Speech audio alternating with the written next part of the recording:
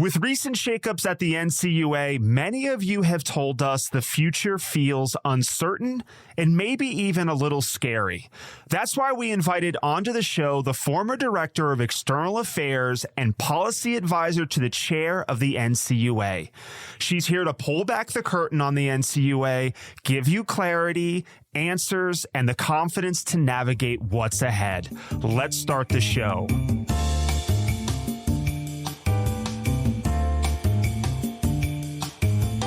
Welcome to Grow Your Credit Union, the podcast where credit union leaders gather, learn, and grow. I am your host, Joshua Barclay, and with me is my co-host, Becky Reed. Becky, what's up? Howdy, y'all. Becky, I just got back from a really nice hiking trip. And you know what's dawned on me is I've never asked you what you like to do outside of work. I feel like you're always traveling, you're always doing something credit union related. And I have no idea if you're a robot, if you actually spend your time doing something else. Talk to me about your hobbies that are not credit union related. Well, I work probably 99% of the time, but when I'm not working, my husband and I actually like to go RVing, go camping. So we have a fifth wheel and we travel to state parks mostly. And sometimes we do go hiking, Josh. What is your favorite state park? Well, there are several. Any with a lake. As long as there's a lake in the state park, then we love it. Okay, Becky, I'll let you slide on that one. Nondescript, doesn't, okay. Yeah, that's fair. A lake can work.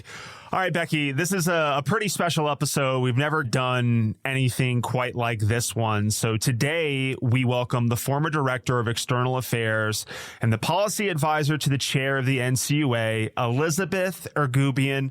Elizabeth, welcome to the show. It's a pleasure to be here with you today.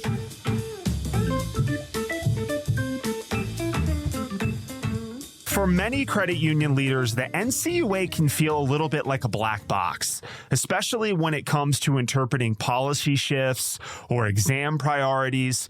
So, Elizabeth, as the former Director of External Affairs, you saw how advocacy truly moves the needle inside the agency. So what I'm wondering is, what should credit union leaders understand about how the NCUA actually responds to advocacy efforts? Yeah, thanks. It's a great question. A lot of times you get clues on whether the direction the agency is going to go. It almost always starts with the chair.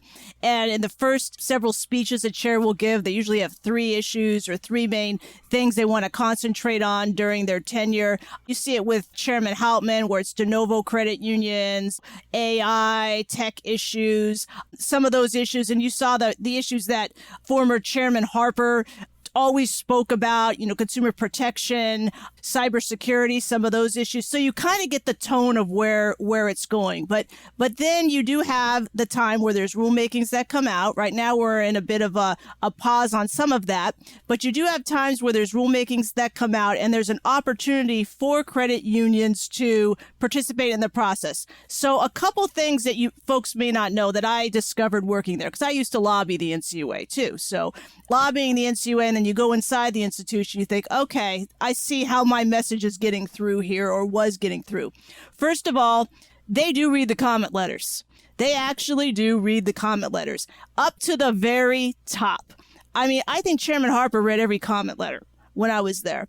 And it really helps to, in those types of feedback, limit the hyperbole, limit the credit union movement is the greatest thing since sliced bread. Everyone there is on board with that. You don't have to repeat that.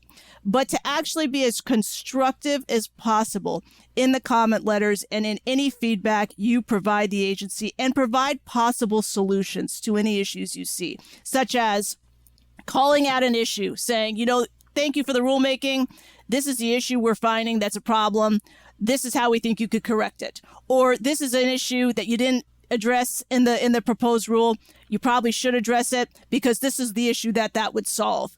Very constructive, almost like a math problem. That's the best feedback that really resonates with the agency. And I would really encourage the credit unions to do that both in their meetings with the higher-ups at the NCUA and also in their letters, because that's what's going to resonate most, I think. When I sat in the position there, that's really what resonated most for me and for the others that I worked with at the agency. Okay, so good news. The NCUA is listening. That's number one, a really good thing. Yeah, they read everything. And I mean, I'll give you an example. I would say to Chairman Harper, like, hey, this one credit union raised this really interesting point that we hadn't thought about on X. And he's like, yes, the blah, blah, blah credit union. I know who that is. That was a really good point. That shows he's reading everything. It's not just him. Everyone really reads these things. So the more constructive, the better. Becky, what is your experience when it comes to advocacy or lobbying? Have you taken part in heavy activities in this type of game? Talk to me about it. I wouldn't say heavy, but as the board chairman and a board member of NCUA, the National Association of CUSOs, we engage regularly with the board at NCUA on a variety of topics because what affects credit unions definitely affects CUSOs and vice versa because credit unions own CUSOs. And so we have had many conversations. Of course, most of them happen at the GAC. And I would say that once I started engaging with the board at NCUA at that level, I was honestly surprised that they were as open as they were to hearing feedback from credit union folks and even to the point of seeking it out. And I mean, before probably my advocacy efforts were limited to the response that she's talking about, the feedback when they have rules that they want people to respond to. The leagues and so forth would kind of send out form letters, so to speak, say, here, talk to your congressman, talk to the NCUA, send this information out based on talking points that they wanted to have supported. And I have to say, sometimes I just use those form letters. I'm like, yeah, I agree with the league. Go ahead and send it.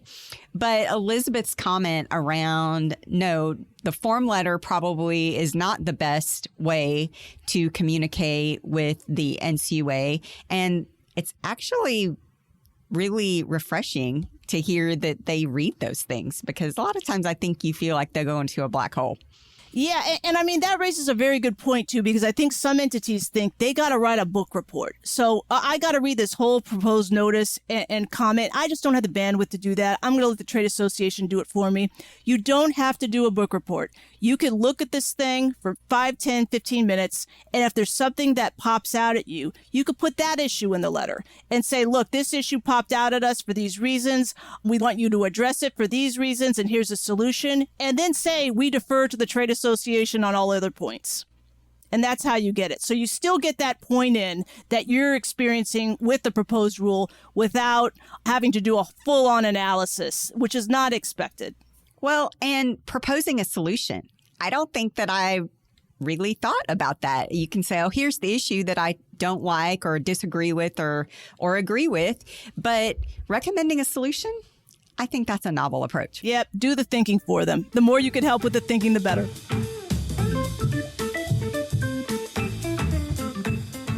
When the NCUA releases public statements, I notice that some credit union leaders treat them like gospel.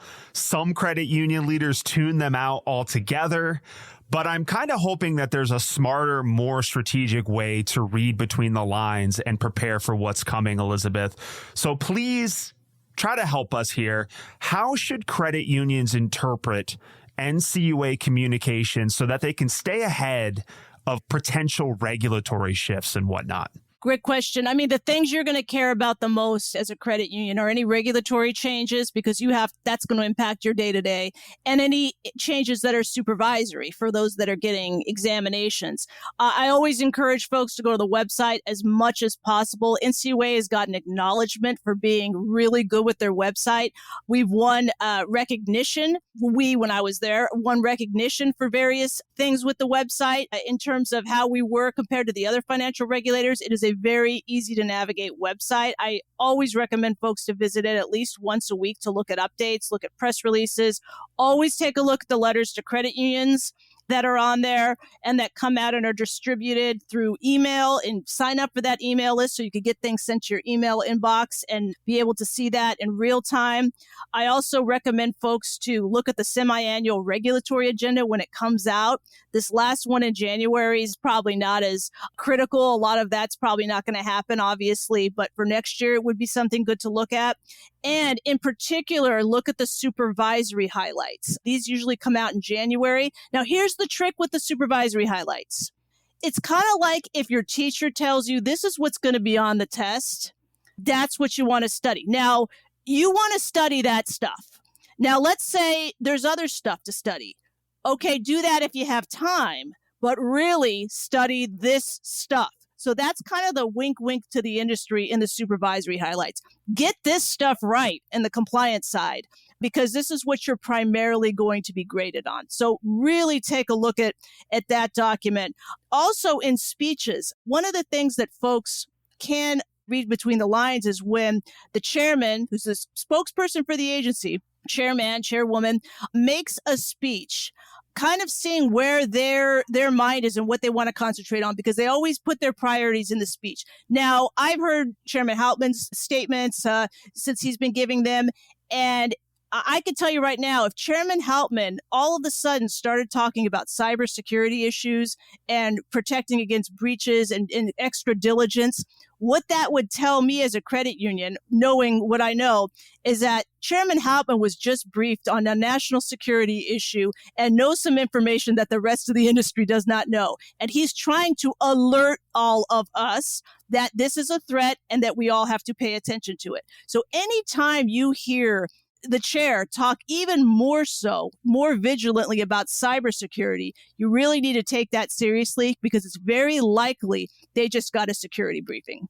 So and they can't tell you because they have clearance. I had a top secret security clearance on that. I would always get nervous after some of those briefings based on the information that we would get. And I would put things in, make sure that Chairman Harper at the time had certain statements in his speeches. So I just want folks to note that that's not arbitrary. There's a reason those statements are put in those speeches, so that it's a way to communicate to the industry what we're hearing on our end about certain threats from other countries that really should be taken seriously. Becky, Elizabeth has that's a very rational answer, right? But there's a lot of chatter happening right now that's more emotional. Now, I'm not expecting you to be the NCUA whisperer here, Becky, but when you hear all of this noise, and I'm not talking about what Elizabeth mentioned because that's substantive, right? But there's a lot of controversy and a lot of emotion being stirred up. I want to know, in your perspective, how are you interpreting that? Is it going in one ear and out the other? Are you kind of like taking everything seriously? How are you understanding right now emotionally how to piece what's happening right now? Well, I hear, especially initially after the terminations of 2 board members at NCUA, which has happened at other agencies with the Trump administration. NCUA was not unique in that regard. And of course, Harper and Otsuka are suing the administration for wrongful termination, which is kind of interesting. But they are also joining in with some of the other agency terminations that happened as well. What I initially heard as an outcry in the industry was, we're all doomed and credit unions are going to die and NCUA is going to get merged into FDIC and the sky is falling. And as you know, Josh, we talked about this the day it happened, actually at the NCUA conference. We had our live podcast the very next day, and people were still reeling from that decision. Well, guys, guess what? The agency is still running. We have a single board member, which has been constituted as a quorum. Whether you agree with that or not, that is the way that things are running. Yes, Elizabeth is right. Probably not going to be a ton of rulemaking happening, but the agency is running just fine. There have been some cuts in the agency not unlike other agencies on the Hill. And I think that we all just need to take a breath and just take a step. And what I encouraged credit unions to do at the time was don't sit still. Don't use this as an opportunity to put your head further into the sand and act like that everything is ruined and we're all going to go down on a sinking ship. That is just absolutely not the case. And so really what we need to do is we need to run our credit unions. We're going to have examinations just like we did before. Some people's examinations got canceled or postponed because, of the staffing shifts that were happening at the NCUA. People were opting to take early retirement. Guys, this is just the state of how things are. Right? Not just in our industry, but lots of other industries. We're all dealing with this, but run your credit union the best way that you know how. Listen to what the chairman is saying. Pay attention to those things. Work with your examiner to do the things that you would always do. So it's just another day. Just another day. Absolutely. Control what you can control. You can't control what's going on over there. Let them do them. You control what you can control, which is reading the supervisory highlights, making sure you're up to speed on everything you have to do to get ready for your exam, track what regs are coming out, comment on the ones you care about, and run your credit union and help your members. And let them do what they're going to do. Let them have that crazy. You control what you can control. Amen. That's great advice. But Elizabeth, I do have to ask you, because it's kind of juicy.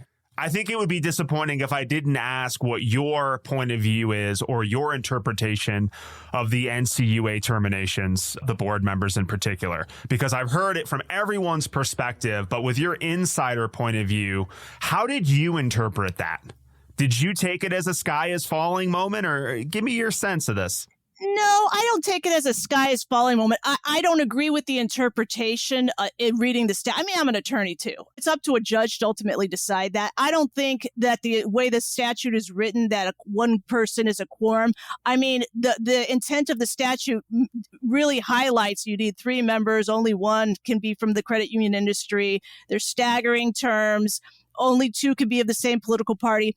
If they were okay, if the drafters were okay with a 1-person quorum, they wouldn't have gone through all of these criteria for what the 3-member board and 2-member quorum would be. As an attorney looking at this is just me looking at this as an attorney. The other 2 members are not like backup dancers. You know what I mean? There's supposed to be a 3-member board with a 2-member quorum. So there's a reason for that. Now, there's an interpretation right now that this is okay, and we'll see. A judge will decide that, and ultimately that'll be the decision. But it's not my reading of the statute. Do I think the sky is falling? No, there's a lot of delegated authorities. I mean, the nice thing about the NCUA is it's an agency. They delegate a lot of their authorities out to the directors. I even, had a few maybe when I was there. So that helps things stay on autopilot and also keep, even not autopilot, run to some degree, even getting new charters. You could get that from the cure office. It's only becomes an issue if it's appealed, and that would then go to a board. So there are a lot of authorities that are delegated at the director level that really keep the agency running. So I would just, again, do what you do daily, run your operation, follow directions, cross all your T's, dot all your I's, and then let them sort out the administrative stuff. You don't need to worry about that. It'll work itself out.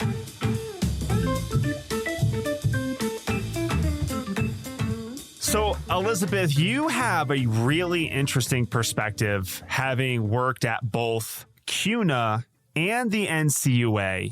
So that is really interesting that you've been on so many different sides of the coin, so to speak. So let's tap into that a little bit so we can understand the pressures facing the credit union movement today. So from where you sit, what's the current state of the industry, and what should credit union leaders be paying close attention to? Okay, now I'm going to caveat a little bit what I just said, because I agree with the point that the agency's running as usual. You got one board member running things, a lot of delegated authorities. Eventually that's going to work itself out, I trust, knock on wood. However, one concern I have, and there's a lot of concerns just with regard to the industry. One is having an industry that is set up to succeed, and you kind of need your regulator for that. And the staffing cuts is one that does concern me a little bit. I know the board meeting today, they said it's maybe cuts of under 20% that have taken buyouts. So now the NCUA is going from, over 1,200 FTEs to something like under 1,000. And a lot of those are in the central office.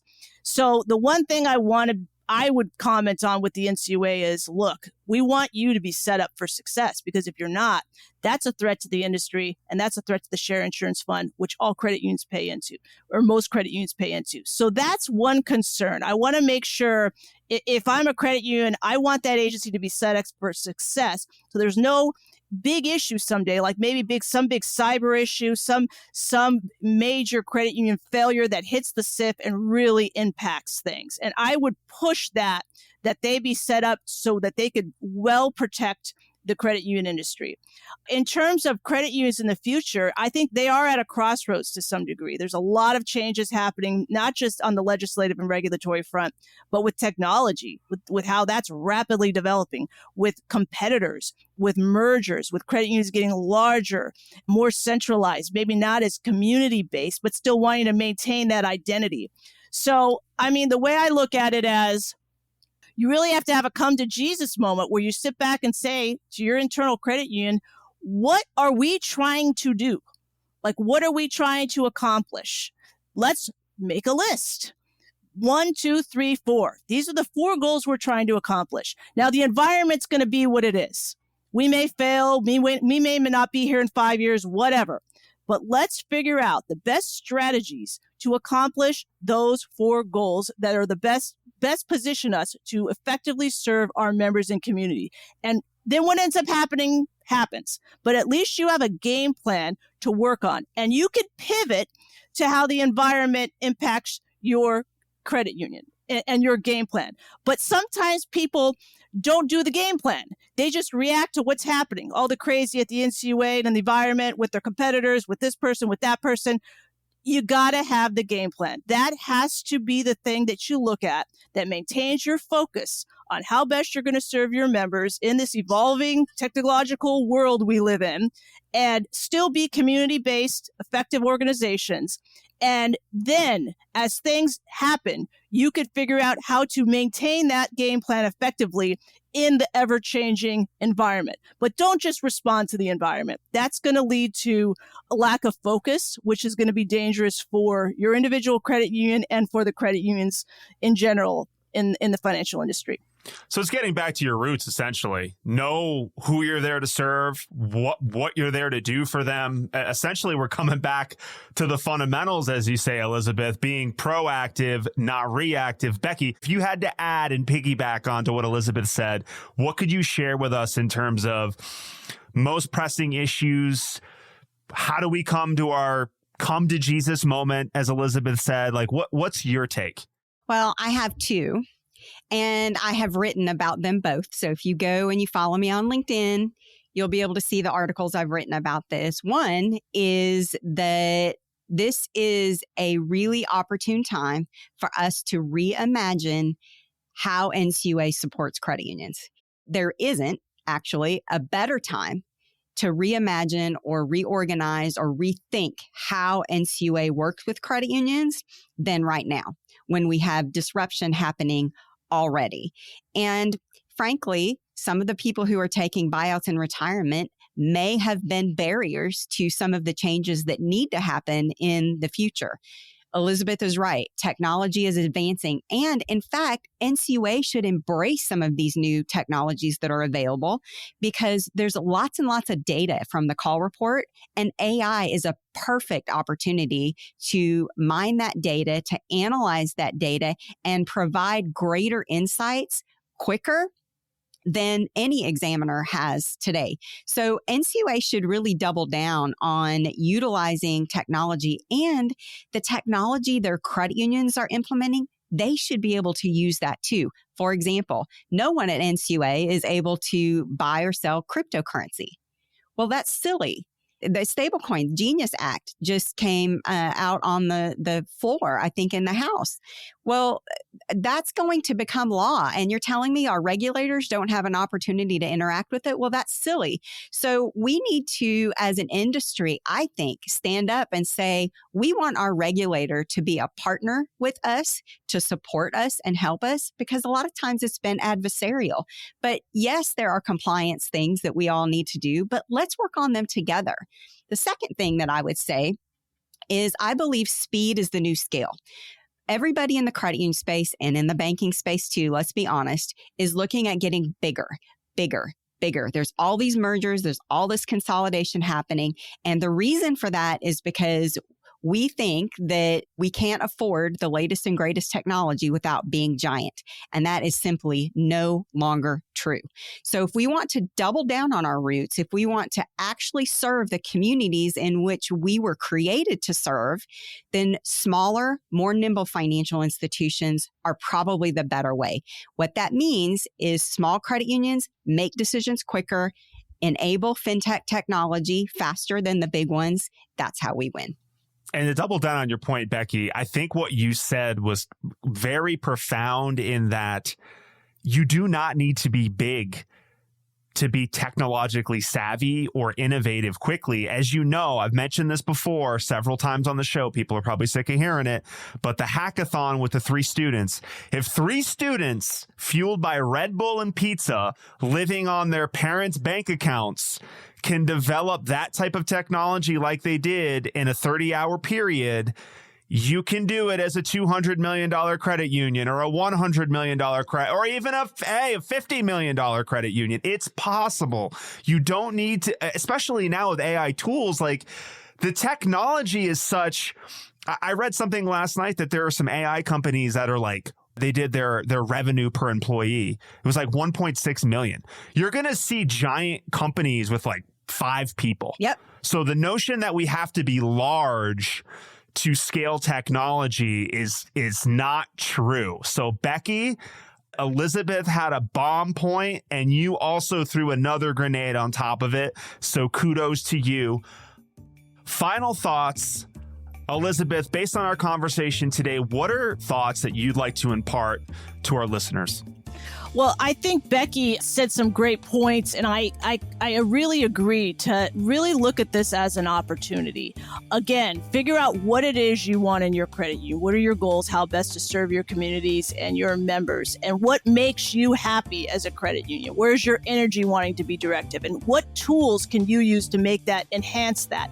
And if there's tools you could use that you're not able to use, talk to your regulators. Now is the time to have some changes happen that could really help your credit union. Talk to your legislators. If they're starting to reimagine how the world should look in terms of technology and financial services, well, you want to be a part of that conversation so that you could implement a lot of new things in your individual credit unions. So don't look at this as a fearful moment. Look at this as, what can we gain out of this moment? What can we get out of this? I used to tell my team at OEAC when something bad went on that was troubling, I would always start a conversation with, how can this be good for us?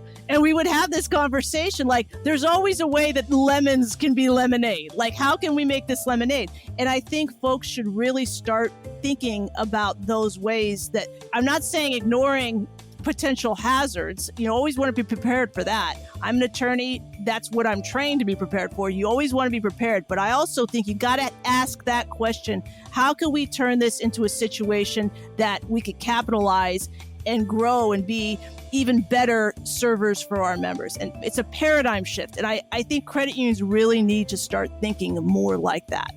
That's my gospel. I love it. Elizabeth, if listeners want to get in touch with you, what is the best way to do that? So I am a regulatory and legislative lobbyist. I also do a lot of speaking engagements. I give trainings on things like cybersecurity and vendor negotiation and how to effectively lobby legislators and regulators. I could be reached at Elizabeth.Eurgubian at Atlas Advocacy, where I work.com. Also, atlasadvocacy.com is a website. I'm also on LinkedIn and with the AAE Speakers Bureau for anyone that wants to hear my thoughts on life for a full crowd.